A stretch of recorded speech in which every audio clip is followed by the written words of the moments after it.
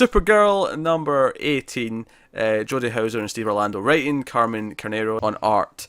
So this was the end of this arc, and we left the last issue at school dance, and this villain showed up called the Evolutionist, and Supergirl's like, oh crap, I need to try and run and change out to Supergirl. I'm in this dress, I need to go and get changed.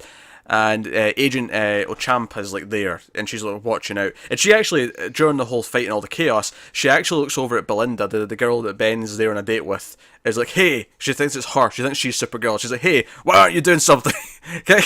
Help. God damn it.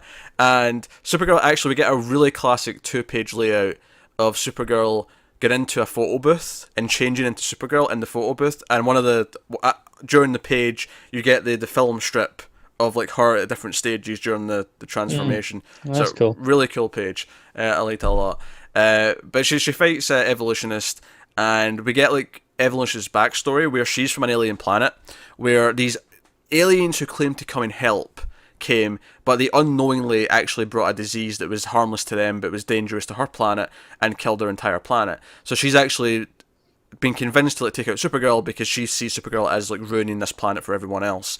And I actually really, I mean, the design of Evolutionists is just whatever, it's kind of generic, but I actually really liked the way the fight ended because Supergirl basically lets her kind of tap into her head and sees the end of the first arc where she was fighting like the cyborg Supermen.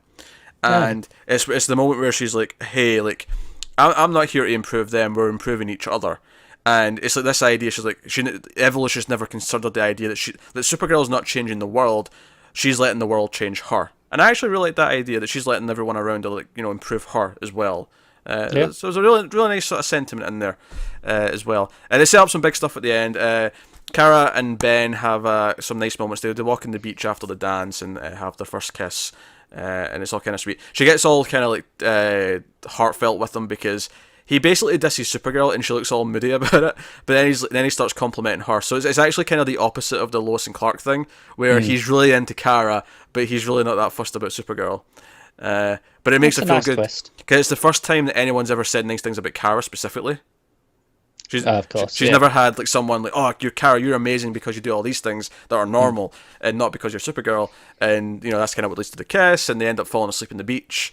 And there's a nice moment. It's a nice kind of into the arc. There's a big tease at the end though, because scientist lady, I forget her name. She basically figures out like all the tech that's been used that Director Bones for the DEO has been using for the all these villains that he's been brainwashing into helping try and track down Supergirl.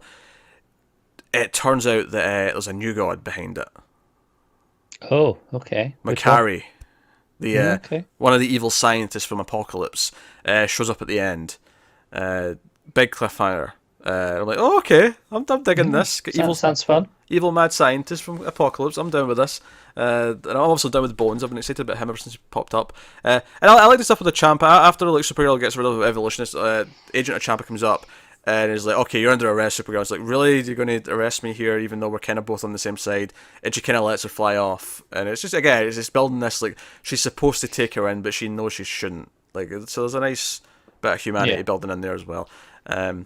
No, I thought this was a solid end to the arc. Obviously, this arc's easily been the strongest that the book's had. And I was happy to see in the last one, because there's another guest co-writer next issue, and then Jodie Houser's back for the one after that.